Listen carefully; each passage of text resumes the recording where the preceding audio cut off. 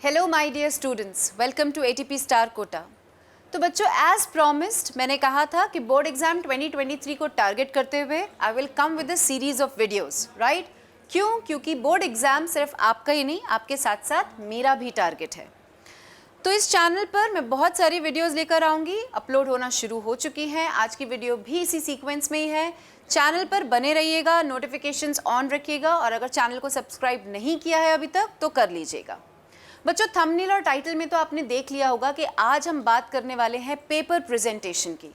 तो सबसे पहले अपने दिमाग में ये बात क्लियर कर लो, इस बात को अच्छे से समझ लो कि प्रेजेंटेशन की इम्पोर्टेंस क्या है।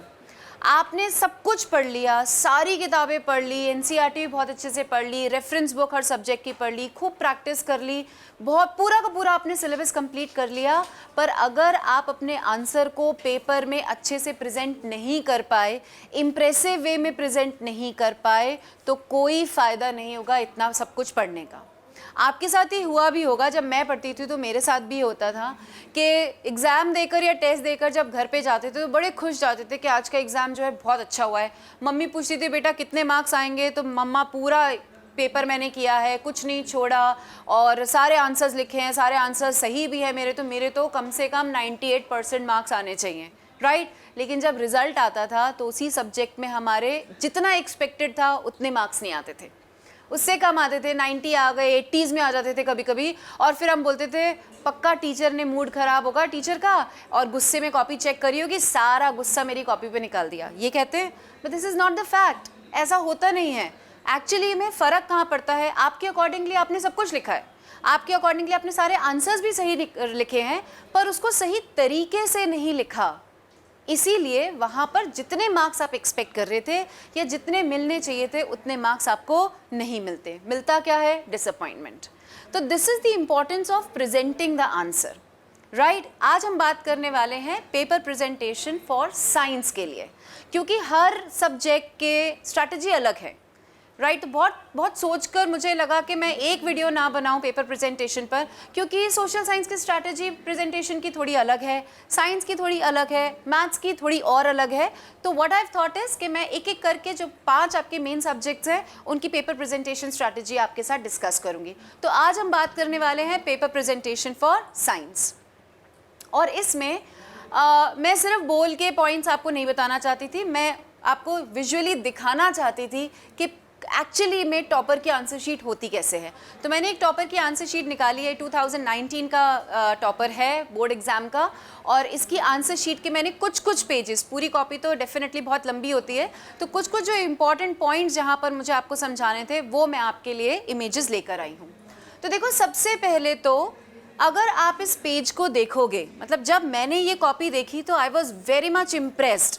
बाकी सारे पॉइंट्स तो धीरे धीरे करके हम देखते हैं, अच्छा ये अच्छा किया है, ऐसे लिखा है, वैसे लिखा है, बट सबसे पहला जो इम्प्रेशन पड़ता है कॉपी को देखकर, अगर आप भी इसको देख रहे हो तो आपको भी बहुत अच्छा लग रहा होगा कि कितनी neat and clean answer sheet है। तो जब आप आंसर लिखते हो तो सबसे पहले, जैसे मैं अगर बोर्ड का एग्जामिनर हूँ या मैं कॉपी चेक करने वाली हूँ, तो एक तो ये बात समझो कि बोर्ड की कॉपीज़ चेक करने वाला ना बहुत फास्ट चेकिंग करने में इंटरेस्टेड होता है ना? वो बहुत ज़्यादा टाइम नहीं देना चाहता। एक कॉपी में 10 मिनट लगे नहीं मज़ा आएगा, फटाफट कॉपीज़ चेक होनी चाहिए, ये टारगेट होता है। तो कॉपी जितनी नीट एंड क्लीन होगी आपकी, उतना ही ज़्यादा अच्छा इम्प्रेशन पड़ेगा। तो स्पेशली जो फर्स्ट पेज है आपकी आंसर शीट का, वो तो बहुत अच्छा होना चाहिए, वेल रिटन होना चाहिए, नीट एंड क्लीन होना चाहिए, ताकि देखते ही मन खुश हो जाए कि क्या बढ़िया कॉपी हाथ में आई है, और उस खुश मन से आपकी कॉपी चेक हो ताकि मार्क्स भी आपको खुश करने वाले मिले, राइट? तो अगर आप इसको देखोगे तो बहुत अच्छे से आंसर को लिखा हुआ है, नीट एंड क्लीन आंसर है। हैंडराइटिंग आप देखो, हैंडराइटिंग बहुत अच्छी है। अब होता क्या है कि हैंडराइटिंग ना बचपन से ही डेवलप होती है, इसीलिए अगर आपने कभी देखा हो तो छोटे बच्चे को हाथ पकड़ के लिखवाया जाता है, राइट? क्योंकि ताकि उसकी हैंडराइटिंग क्या हो, अच्छी डेवलप हो। अब आप 10th में अगर आ गए हो तो आपकी जैसी हैंडराइटिंग है देखो वैसी ही रहेगी, बहुत ज़्यादा। अब you can not do cursive writing again, है ना? आप वो चीज़ नहीं कर सकते, इतना टाइम भी नहीं है और इतना मोटिवेशन भी नहीं होता। तो आप हैंडराइटिंग को इम्प्रूव नहीं कर पाओगे अनलेस आप बहुत एफर्ट और बहुत बहुत सोच करके हाँ आज तो मुझे बहुत अच्छा लिखना है वैसे लिखो, पर वो हो नहीं पाता। तो what you can do is कि थोड़ा सा फॉन्ट साइज बढ़ा दीजिए अपने लेटर्स का। जो आंसर आप लिख रहे हैं, मैंने देखा है कुछ कुछ बच्चे बहुत छोटा छोटा लिखते हैं तो वो इतना लेजिबल ही नहीं होता, उसमें बहुत आंखें गड़ा कर देखना पड़ता है, तो that becomes very frustrating for the examiner, right. तो अगर आपकी हैंड राइटिंग अच्छी नहीं है, अगर अच्छी है तो you are one of the blessed souls, but अगर अच्छी नहीं है तो आप थोड़ा सा फॉन्ट साइज बढ़ा सकते हो, वर्ड्स के बीच में थोड़ा सा स्पेस बढ़ा सकते हो, ताकि थोड़ा दूर दूर जब लिखोगे तो वो नीटनेस दिखाई देगी आपकी आंसर शीट में, राइट। तो हैंड राइटिंग अभी जैसी है वो वैसी ही रहेगी, बट उसको हम इम्प्रूव प्रेजेंटेशन वाइज कर सकते हैं कि थोड़ा बड़ा लिख दिया, थोड़ा स्पेस इंक्रीज कर दी। आप इसमें देखो फर्स्ट आंसर लिखा है, फर्स्ट आंसर के बाद 2 लाइन्स छोड़कर सेकेंड आंसर लिखा है, तो जो आंसर्स के बीच में गैप होना चाहिए, जो स्पेसिंग होनी चाहिए वो प्रॉपर होनी चाहिए कि हाँ ये फर्स्ट आंसर है, इसके बाद ये यहाँ खत्म हो गया, यहाँ से सेकेंड आंसर शुरू हो रहा है, that clarity should be there. उससे ओवरऑल आपकी जो आंसर शीट है वो बहुत नीट दिखाई देगी, राइट। दूसरी चीज़ आप इसमें अगर नोटिस करो तो जो वो वर्ड्स बच्चा एग्जामिनर से पढ़वाना चाहता है उसको उसने अंडरलाइन कर दिया। This is very very important, right, क्योंकि अब आप इसको अगर देख रहे होगे ना तो सबसे पहले आपकी नज़र भी अंडरलाइन वाले वर्ड्स पर पड़ी होगी, वो अलग से हाईलाइटेड दिखते हैं हमको, ठीक। तो जो भी इंपॉर्टेंट कीवर्ड्स हैं आपके आंसर के, या जो आप चाहते हो कि वो आलतू फालतू इधर उधर ना पड़े, ये this is the crux of the answer, ये जो है प्रॉपर आंसर है, तो उसको आप अंडरलाइन कर दीजिए। और ये आपको हर सब्जेक्ट में, साइंस में आपके फिजिक्स भी है, केमिस्ट्री भी है, बायोलॉजी भी है, तो ये तीनों में आपको ये चीज़ करनी है कि जो एक्चुअल आंसर है, जो की वर्ड्स हैं या जो की पॉइंट्स हैं, उसको आपको क्या करना है, अंडरलाइन करते हुए चलना है, ताकि वही हाईलाइटेड हो, एग्जामिनर की नज़र डायरेक्टली उन पर पड़े, टिक हो और फुल मार्क्स मिल जाए, राइट। चलो आगे बढ़ते हैं। ये देखिए, ये पूरा आंसर जो है केमिस्ट्री का है। अब केमिस्ट्री में आपको बात जो सबसे इंपॉर्टेंट ध्यान में रखनी है वो ये है कि चाहे क्वेश्चन में पूछा है या नहीं पूछा है, मेंशन्ड है या नहीं है, आप जहाँ एग्जाम्पल दे सकते हो वहाँ आपको एग्जाम्पल देना है। ये आपको बायो में भी ध्यान रखना है, ये आपको फिजिक्स में भी ध्यान रखना है, और केमिस्ट्री में स्पेशली अगर आप एग्जाम्पल इक्वेशन के फॉर्म में दे सकते हो तो वो आपको करना है। The thing is very logical, the point is very logical. मैं आपको आ रही हूँ केमिस्ट्री पढ़ाने के लिए और मैंने सब कुछ पढ़ा दिया, लेकिन मैंने वो उस पर्टिकुलर कॉन्सेप्ट में इक्वेशन के थ्रू नहीं पढ़ाया, तो आपको वो सेटिस्फैक्शन नहीं मिलेगा, आपको इनफैक्ट वो कंसेप्ट भी समझ में नहीं आ रहा होगा। तो अगर कहीं भी लिख दिया कि व्हाट इज ऑक्सीडेशन या व्हाट आर रिडॉक्स रिएक्शंस, हमारे चैप्टर 1 में आता है, राइट, तो व्हाट आर रिडॉक्स रिएक्शंस, बस इतना ही क्वेश्चन है, और आपने उसमें उसकी डेफिनेशन लिख दी कि रिडॉक्स रिएक्शंस वो हैं जिसमें साइमल्टेनियसली रिडक्शन और ऑक्सीडेशन हो रहा है, but you did not mention an example of a redox reaction, वो आपने इक्वेशन के फॉर्म में मेंशन नहीं किया, तो वहाँ पर सही होते हुए भी एग्जामिनर आपके मार्क्स डिडक्ट कर सकता है। तो जहाँ जहाँ पॉसिबल है आपको वहाँ एग्जाम्पल्स देने हैं, स्पेशली केमिस्ट्री में इक्वेशंस लिखनी है, और जो इक्वेशंस आप लिखोगे दैट शुड बी बैलेंस्ड, क्योंकि हम चैप्टर 1 में ही बैलेंसिंग पढ़ लेते हैं, 10th के सिलेबस में इंक्लूडेड है ये बात, तो आपको इक्वेशंस को क्या करना है, बैलेंस करना है। रिएक्टेंट्स और प्रोडक्ट्स के नेम्स ज़रूर मेंशन करने हैं। ये कुछ कुछ बेसिक चीज़ें हैं जो आपको ध्यान में रखनी है। अगर इक्वेशन या क्वेश्चन में फिजिकल स्टेट्स का सिग्निफिकेंस है ना, हमारे चैप्टर 1 में एक बात आती है, कैरेक्टरिस्टिक्स ऑफ केमिकल रिएक्शंस की बात आती है, तो उसमें एक होता है चेंज इन फिजिकल स्टेट। अब वहाँ पर सपोज आपको क्वेश्चन दे दिया कि mention an example where during the reaction physical states are changing, आपने इक्वेशन लिख दी बढ़िया, लेट्स से आपने वाटर को हीट करवा दिया, हाइड्रोजन और ऑक्सीजन बना दिया, और ये करेक्ट एग्जाम्पल है। वाटर की नेचुरल स्टेट क्या है, लिक्विड, वो जब हीट होकर हाइड्रोजन और ऑक्सीजन में कन्वर्ट हो रहा है तो वो क्या हो रहे हैं, गैसियस प्रोडक्ट्स बन रहे हैं। But while mentioning the equation, while writing the equation, आपने ब्रैकेट में सॉलिड, गैस, लिक्विड, मतलब फिजिकल स्टेट्स मेंशन नहीं करी, तो वहाँ पर अगेन आपके मार्क्स कट जाएंगे, क्योंकि क्वेश्चन ही फिजिकल स्टेट का था, आपने वही मेंशन नहीं करा। तो इक्वेशन के फॉर्म में एग्जाम्पल लिखना है, उसको बैलेंस करना है, और साथ में अगर रिक्वायरमेंट है तो फिजिकल स्टेट्स लिखनी है, इसेंशियली रिएक्टेंट्स और प्रोडक्ट्स के नाम लिखने हैं, राइट। तो ये कुछ कुछ चीज़ें आपको इक्वेशंस के बारे में ध्यान में रखनी है। फिर आप ये देखो, ये एक ही आंसर है, this is not 2 different answers या 3 डिफरेंट आंसर्स, बट उसने हर एक को पॉइंट वाइज लिखा है। साइंस में ये चीज़ बहुत इंपॉर्टेंट है कि आप आंसर, जो भी आंसर है, स्पेशली द लॉन्ग आंसर्स, वो आप पॉइंट वाइज लिखो, point 1, point 2, the answer should be very crisp and they should be written in points. बहुत ऑर्डरली अरेंजमेंट होना चाहिए, टू द पॉइंट आपका आंसर होना चाहिए कि हाँ बस एक नज़र में ही पता चल जाए बच्चे ने क्या लिखा है, मेहनत ना करनी पड़े एक एक वर्ड पढ़ने की। तो अगर इक्वेशन ही देख लेंगे ना तो ऊपर नीचे की क्या लिखी हुई है थ्योरी वो अपने आप समझ में आ जाती है कि हाँ इक्वेशन सही लिखी है, प्रॉपर तरीके से लिखी है, तो थ्योरी भी सही लिखी होगी, तो थ्योरी पढ़ता भी नहीं है, अगर उसमें कोई मिस्टेक भी होती है तो वो भी ओवरलुक हो जाती है, राइट। तो आपको पॉइंट वाइज आंसर को लिखना है, इक्वेशंस लिखते हुए चलना है, स्पेशली केमिस्ट्री में। चलिए आगे बात करते हैं न्यूमेरिकल्स की, वेरी वेरी इंपॉर्टेंट। फिजिक्स में तो आने ही है न्यूमेरिकल्स, केमिस्ट्री में नहीं आएंगे, बायो में नहीं आएंगे, तो फिजिक्स में तो आएंगे ही आएंगे। अब देखो आप न्यूमेरिकल में एक बात नोटिस करो जो इस बच्चे ने लिखी है कि बहुत स्टेप वाइज लिखी गई हैं चीज़ें, है ना, कहीं भी कोई स्टेप मिस नहीं किया, प्रॉपर वैल्यूज पुट कर करके स्टेप वाइज लिखी गई हैं चीज़ें। और सबसे इम्पॉर्टेंटली फाइनल आंसर को उन्होंने बॉक्स कर दिया है, बॉक्स में इनक्लोज कर दिया, राइट। तो सबसे पहले नज़र ही फाइनल आंसर पर पड़ रही है। फाइनल आंसर अगर आपका सही है तो बहुत बार अगेन आपके जो स्टेप्स होते हैं वो ओवरलुक हो जाते हैं और आपको पूरे नंबर मिल जाते हैं कि भाई फाइनल आंसर निकाला है और दिख रहा है कि स्टेप वाइज निकाला है तो स्टेप्स भी सही लिखे होंगे, ये अज्यूम करके पूरे नंबर दे दिए जाते हैं, right. It is more about कि आप किस तरीके से उसको प्रेजेंट कर रहे हो। तो एक अजम्पशन पहले ही बन जाना चाहिए कि हाँ बच्चे ने अच्छे से प्रेजेंट किया है, क्लैरिटी है बच्चे के दिमाग में, आपकी सोच का पता चलता है जब आप पेपर प्रेजेंटेशन में आप अगर बहुत नीटली कर रहे हो तो इसका मतलब you are very much organised mentally also, conceptually also. और अगर आप बहुत उसमें आप काट रहे हो चीज़ों को, आपने गलत लिखा हुआ है, पहले कुछ लिखा है फिर आप कुछ लिख रहे हो, कोई ऑर्डर नहीं है, तो पता चलता है कि बच्चा बहुत कन्फ्यूज्ड है, फिर उस हिसाब से मार्क्स दिए जाते हैं क्योंकि मेंटालिटी उस आंसर शीट के लिए वैसी ही सेट हो जाती है, राइट। तो जब आप न्यूमेरिकल्स की बात करो तो आपको प्रॉपर स्टेप वाइज पूरा सॉल्यूशन लिखना है, आपको फॉर्मूला ज़रूर मेंशन करना है, ज़रूर मेंशन करना है, क्योंकि बहुत बार ये होता है कि हमारा फाइनल आंसर गलत निकल जाता है। तो उस केस में एग्जामिनर बहुत बार फॉर्मूले के थोड़े से मार्क्स दे देता है आपको, वो आपके एक बार स्टेप्स देख लेता है, अगर आपने स्टेप्स ठीक करे हैं बट समहाउ आपका फाइनल आंसर गलत निकला है, उसके मार्क्स थोड़े से कटते हैं, स्टेप्स के मार्क्स मिल जाते हैं, फॉर्मूले के मार्क्स मिल जाते हैं, राइट। तो हमें हर जगह स्कोप रखना है कि अगर यहाँ मार्क्स कट रहे हैं तो मैं यहाँ गेन कर लूँ, राइट। उसके लिए स्टेप वाइज आंसर करो, फॉर्मूला ज़रूर लिखो, ज़रूर लिखो, मेंशन करो क्या फॉर्मूला यूज़ हो रहा है उस चीज़ में, और आपका फाइनल आंसर को आपको क्या करना है, बॉक्स में इनक्लोज करना है ताकि वो अलग से हाईलाइटेड रहे।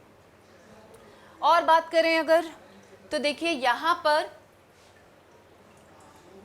अगेन आप ये देखो, इसमें भी एक न्यूमेरिकल की बात हो रही है ना, ये वाला सेक्शन सी में उन्होंने न्यूमेरिकल को सॉल्व किया है।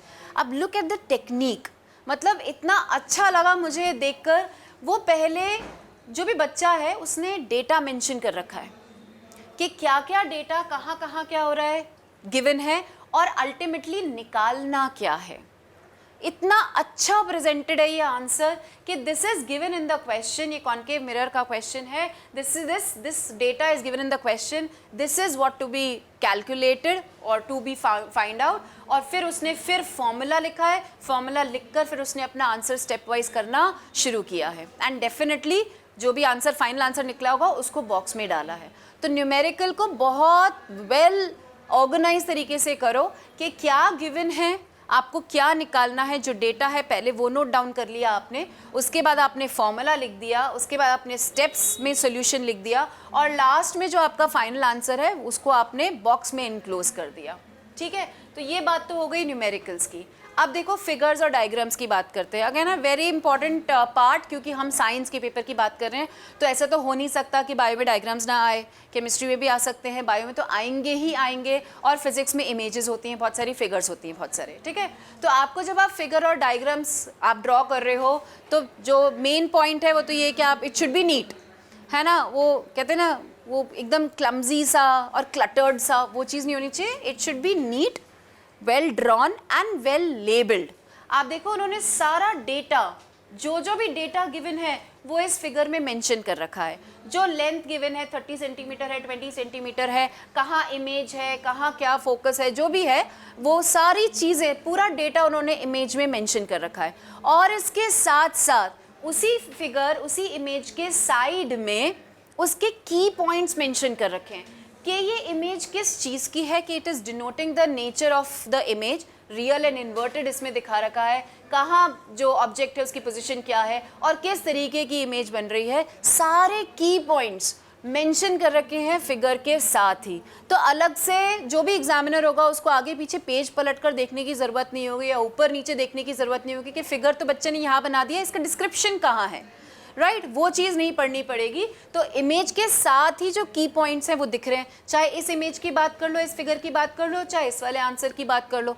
इसमें भी the diagram is very neatly drawn, yes everything is mentioned, the charges are mentioned, कहाँ अमीटर है, कहाँ रियोस्टैट है, everything is well labeled, और उसमें जो बेसिक की पॉइंट है उसको यहाँ पर इन्होंने मेंशन कर दिया। अब आपको इसके अलावा और कुछ थ्योरी में आंसर पढ़ने की ज़रूरत ही नहीं है। अगर आप एग्जामिनर हो, आपने फिगर देखा, की पॉइंट देखा और इतनी खुशी से आपने उसको फुल मार्क्स दे दिए, राइट। तो आपको ये सारी बातें ध्यान में रखनी है कि आपका जो भी आप डायग्राम बनाओ, जो इमेज बनाओ, वो प्रॉपर होना चाहिए, नीटली होना चाहिए, नीट एंड क्लीन होना चाहिए, वेल लेबल्ड होना चाहिए, और उसके जो की पॉइंट्स हो जो आप चाहते हो, आपको पता है कि ये आंसर है और मैं चाहता हूँ यही पढ़े एग्जामिनर, तो वो आप की पॉइंट्स उसके साथ साथ मेंशन कर दो। एक और डायग्राम देखते हैं, ये बायो का डायग्राम है। अब आप देखो पूरी स्पेस लेकर ये डायग्राम बनाया हुआ है, फुल स्पेस में। मैं देखती हूँ कभी कभी बच्चे क्या करते हैं, छोटा सा डायग्राम बनाते हैं, डायग्राम सही बनाया होता है, कोई गलती नहीं होती है, लेबलिंग भी करी होती है, पर क्योंकि वो डायग्राम बहुत छोटा है, कम स्पेस में, एक तो लेबल करके वो और क्लटर हो जाता है और ज़्यादा कंफ्यूजिंग हो जाता है कि ये नाम किसका लिखा है, ढूंढना पड़ता है। That is again very time wasting for the examiner, वो ये नहीं चाहता है ना। तो पूरी स्पेस लेकर डायग्राम बनाया हुआ है और उसको प्रॉपर तरीके से क्या किया गया है, लेबल किया गया है। तो आप जो भी स्पेशली बायो के डायग्राम्स बनाओ वो आपको पूरा, अच्छा ऐसा नहीं कि बहुत बड़ा जॉइंट सा डायग्राम बना दिया, that will also not look good, but हाँ एक डिसेंट स्पेस लेकर, एक मॉडरेट स्पेस लेकर कि वो वेल अच्छे से दिखाई दे, पूरा नीट एंड क्लीन दिखाई दे, वो स्पेस लेकर आपको जो है डायग्राम बनाना है, राइट। चलिए आगे बात करते हैं। जब अगर कोई ऐसा क्वेश्चन है जिसमें आपसे डिफरेंसेस पूछे गए, जैसे इस वाले में ब्लड और लिम्फ के बीच में डिफरेंस पूछा गया है, तो व्हाट स्टूडेंट्स डू इज कि वो पॉइंट 1 लिखेंगे ब्लड के बारे में, लिम्फ के बारे में, फिर पॉइंट 2 लिखेंगे ब्लड के बारे में, लिम्फ के बारे में, ऐसा कर देते हैं। बट अगर डिफरेंस करने का बोला गया है, डिफरेंस करने वाला क्वेश्चन है, difference between this and this, तो उसको हमेशा आपको क्या करना है, टैबुलर फॉर्म में रिप्रेजेंट करना है। इसका पॉइंट 1, इसका पॉइंट 1 बराबर, इसका पॉइंट 2, इसका पॉइंट 2 बराबर। सपोज लिखते वक्त इसका पॉइंट 1 थोड़ा लंबा हो गया, इसका छोटा रह गया, तो जहाँ से इसका पॉइंट 2 शुरू कर रहे हो वहीं से इसका पॉइंट 2 शुरू करना। तो एकदम क्लैरिटी होनी चाहिए, एक पॉइंट लिखा है, दूसरा पॉइंट लिखा है, तीसरा पॉइंट लिखा है, हाँ भाई 3 नंबर का क्वेश्चन था, 3 पॉइंट्स दिख रहे हैं, कीवर्ड्स को अंडरलाइन कर रखा है यानी सही लिख रखा है, मार्क्स दे दो। पढ़ने की ज़रूरत ही नहीं होनी चाहिए, मतलब एग्जामिनर के हाथ में ऐसे आपकी कॉपी आनी चाहिए कि उसने पूरी कॉपी, उसको पढ़ने की ज़रूरत ही नहीं है। की पॉइंट्स दिख रहे हैं, फिगर्स दिख रहे हैं, एग्जाम्पल्स दिख रहे हैं, टेबल्स दिख रही हैं, और इन्हीं सब से क्या हो रहा है, वो आपको पूरे पूरे मार्क्स दे देगा, राइट। तो अगर डिफरेंस के फॉर्म में कोई क्वेश्चन आपसे पूछा गया है, डिफरेंशिएट करने के लिए बोला गया है, तो उसको आपको टैबुलर फॉर्म में ही लिखना है, ये ध्यान रखेंगे। ठीक है, चलिए बात करते हैं फाइनल और बहुत अच्छे से पॉइंट की। अब आप देखो इसमें ये बायो का आंसर है और कुछ जितना मुझे समझ में आता है ये कुछ फूड वेब या जो चेन होती है फूड चेन, उसके बारे में आंसर है। तो इसमें उन्होंने एक पिरामिड सा बनाकर आंसर को मेंशन कर रखा है, एरोज यूज़ करे हुए हैं। एरो में भी जैसे ये शायद प्रोड्यूस हो रहा होगा तो इसको उन्होंने ऐसे जिगजैग से एरो से शो कर रखा है, स्ट्रेट एरो यूज़ कर रखे हैं। तो as far as possible what you need to do is you need to use some pictures, maybe some pie charts, या कोई बार डायग्राम आपने यूज़ कर लिया, कोई वेन डायग्राम, जैसे केमिस्ट्री में हम बोलते हैं कि लेट्स से आपसे पूछ लिया व्हाट आर अल्कलीज, है ना। तो अल्कलीज ऐसे बेसिस होते हैं जो वाटर में सोल्यूबल होते हैं। फिर हम बोलते हैं कि all bases are not alkalis but all alkalis are bases. अब सपोज यही चीज़ आपको आंसर में लिखनी है कि सारे अल्कली बेस होते हैं पर सारे बेसिस अल्कली नहीं होते, क्योंकि ज़रूरी नहीं कि हर बेस वाटर में डिजॉल्व हो जाए। आप इसको वर्ड्स में तो लिखो, दैट इज़ ओके, बट अगर आपने वहाँ पर एक वेन डायग्राम बना दिया, बेस का एक बड़ा सर्कल बना दिया, उसके अंदर एक छोटा सर्कल में अल्कली लिख दिया, तो वो वेन डायग्राम देखते ही समझ में आ जाएगा कि बच्चे को ये कॉन्सेप्ट पता है कि सारे अल्कली बेसिस तो होते हैं पर सारे बेसिस अल्कली नहीं होते। तो जहाँ तक पॉसिबल हो सके, जितना पॉसिबल हो सके, आप पिक्चर्स को यूज़ करो, आप एरोज को यूज़ करो, आप फ्लो चार्ट्स को यूज़ करो, आप वेन डायग्राम्स को यूज़ करो, आप पाई चार्ट्स को यूज़ करो। जितना ज़्यादा पिक्टोरियल रिप्रेजेंटेशन में जाओगे, बहुत बार क्या होता है पेपर लंबा होता है और हम लिखते लिखते जब टाइम खत्म होने लग जाता है हमारा बड़ा आंसर कोई बचा होता है, तो उस बड़े आंसर को आपको पूरा लिखने का टाइम ही नहीं है। वहाँ पर आपकी ये टेक्निक तो डेफिनेटली काम में आएगी कि जो भी आपका आंसर है आपने उसको पिक्टोरियल रिप्रेजेंटेशन के फॉर्म में वहाँ पर लिख दिया। वर्ड्स में आप थियोरेटिकली उसको नहीं लिख पाए तो भी बहुत बार ऐसा हुआ है कि बच्चों को पूरे मार्क्स मिले हैं क्योंकि उसने उसको रिप्रेजेंट सही किया और बहुत अच्छे तरीके से किया है, राइट। तो प्रेजेंटेशन का बहुत फ़र्क पड़ता है बच्चों, इस पर आपको बहुत ध्यान देना है। आप ये मान के चलो कि जो कंटेंट आप पढ़ रहे हो, जो सिलेबस आपने लर्न किया है वो 40% काम करेगा, 60% आपने उसको कैसे प्रेजेंट किया है, उसको कैसे शोकेस किया है पेपर में, वो काम करेगा, राइट। तो एक बार हम लास्ट में ये देख लेते हैं कि क्या क्या पॉइंट्स आपको ध्यान में रखने हैं ताकि आप बहुत अच्छे से जो है अपना आंसर साइंस में प्रेजेंट कर सको, राइट। तो पहला तो नीट एंड क्लीन आंसर्स होने चाहिए, the answer should be neat and clean. दूसरा है आपकी हैंडराइटिंग जो है वो लेजिबल होनी चाहिए। एज आई सेड, अगर आपकी हैंडराइटिंग बहुत अच्छी नहीं है तो भी कोई बात नहीं, आप थोड़ा सा बड़ा लिखिए, वर्ड्स के बीच में थोड़ा सा स्पेसिंग रखिए तो वो अच्छी दिखने लगेगी, राइट। देन बहुत इंपॉर्टेंटली कभी कभी क्या होता है कि हमने कोई आंसर लिखा और उसमें कुछ गलत लिख दिया, ये वो आंसर पूरा गलत लिख दिया और हम उसको क्रॉस करते हैं तो क्रॉस करते जाते हैं ऐसे ऐसे ऐसे ऐसे, जिसको अपन बोलते हैं कि भाई गुचड़ मुचड़ कर दिया आंसर, है ना। तो वो नहीं करना है आपको। अगर आप नॉर्मली 2 लाइन से भी इसको स्ट्राइक आउट कर दोगे तो भी पता चल जाएगा कि भाई इसने क्रॉस कर रखा है, ये हमें चेक नहीं करना। उसको ऐसे ऐसे ऐसे गुस्सा निकालने वाली बात नहीं करनी चाहिए, वो आपकी मेंटालिटी शो करेगा वहाँ पर। तो आप सिंपली उसको स्ट्राइक आउट करना है तो 2 लाइन से क्लियरली उसको स्ट्राइक आउट कर दो कि this is not to be checked, right. उसके बाद जब आप आंसर लिखो, वेरी वेरी इंपॉर्टेंट अगेन, कि आप कोशिश करो कि सीक्वेंशियली लिखो। ऐसे नहीं कि 1 लिख दिया उसके बाद हमने 5 लिख दिया और 2 और 3 तो कहीं और है, 4 कहीं और है, ढूंढना पड़ रहा है। और उसमें बहुत बार ये होता है कि कोई आंसर स्किप हो जाता है चेकिंग में, उससे भी आपके मार्क्स कम हो जाते हैं। तो ये सब अवॉइड करने के लिए what you need to do is आप सीक्वेंशली करो। सपोज आपको उस टाइम वो आंसर नहीं आ रहा कोई, तो आपको पता है वर्ड लिमिट इतनी है कि 1 मार्क का है तो मुझे हद से हद 2 लाइन लिखनी है, अगर 2 मार्क्स का है तो मुझे 5-6 लाइन्स लिखनी पड़ेंगी। तो उस हिसाब से थोड़ा सा अंदाज़ा लगाते हुए वो स्पेस आप वहाँ पर छोड़ सकते हो। You can always come back and right the answer, ठीक है। देन जो एज आई टोल्ड, गैप रखना है आंसर्स के बीच में ताकि क्लियरली पता चले कि हाँ ये आंसर यहाँ खत्म हो रहा है, दूसरा आंसर यहाँ से शुरू हो रहा है। बहुत बार पता ही नहीं चलता, अच्छा आंसर ये खत्म हो गया और ये शुरू हो गया, कहाँ से खत्म हो गया कहाँ से शुरू हो गया समझ में ही नहीं आता, तो वो चेक करने में बहुत बार स्किप हो जाता है। सो गैप रखिए आंसर्स के बीच में। एग्जाम्पल्स, इक्वेशंस जहाँ जहाँ पॉसिबल हैं, चाहे पूछा है चाहे नहीं पूछा हुआ, वो आपको मेंशन करना है। ये सारे समरी पॉइंट्स है जो मैं आपको बता रही हूँ। Diagrams of figures, images should be well labelled. आपके न्यूमेरिकल्स में फाइनल आंसर जो होना चाहिए that should be well highlighted, उसके लिए आप उसको बॉक्स में इनक्लोज कर सकते हो। आंसर्स टू द पॉइंट होने चाहिए, पॉइंट्स में रिटन होने चाहिए, पैराग्राफ के फॉर्म में नहीं, कहानियाँ नहीं लिखनी होती है हमें साइंस में ग्रामेटिकल मिस्टेक्स के मार्क्स नहीं कटते हैं, तो उसको आप थोड़ा सा ईजी वे में ले सकते हो। बट पॉइंट वाइज लिखो, टू द पॉइंट लिखो, स्पेसिफिक आंसर्स लिखो, क्रिस्प लिखो, ऑर्डरली लिखो, ठीक है। फिर अगर डिफरेंस लिखने हैं तो टैबुलर फॉर्म में लिखने हैं, जितना हो सके पिक्टोरियल रिप्रेजेंटेशंस को यूज़ करना है। एंड वेरी वेरी इंपॉर्टेंट, अब आपने अगर वो कॉपी ध्यान से देखी हो तो उसमें एक भी जगह क्रॉस नहीं लगाया उस बच्चे ने कि उसने लिखकर कुछ क्रॉस किया हो या आंसर क्रॉस कर दिया हो, न्यूमेरिकल क्रॉस कर दिया हो, ये नहीं किया। ये क्या शो करता है या ये आप कैसे कर सकते हो? आपने क्वेश्चन पढ़ा, बच्चे कहाँ गलती करते हैं, क्वेश्चन पढ़ा और तुरंत आंसर लिखने लग जाते हैं। फिर आंसर लिखते लिखते उनको लगता है नहीं नहीं ये वाला पॉइंट तो मुझे बाद में लिखना चाहिए था, या ये वाली चीज़ नहीं लिखनी चाहिए थी, इसकी जगह ये लिखनी चाहिए थी। क्योंकि वर्ड लिमिट का ध्यान तो रखना ही है ना हमको, वो मार्क्स जितने मार्क्स का है उस हिसाब से आंसर लिखना होता है, फिर हम उसको क्रॉस कर देते हैं।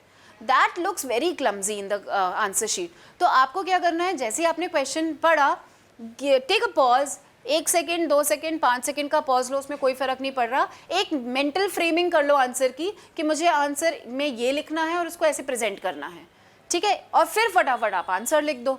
आप डोंट जंप के आप क्वेश्चन पढ़ो, क्वेश्चन पढ़ते ही मैं तो टाइम वेस्ट नहीं करूँगा, उसमें आपकी गलती होने के चांसेस ज़्यादा रहेंगे।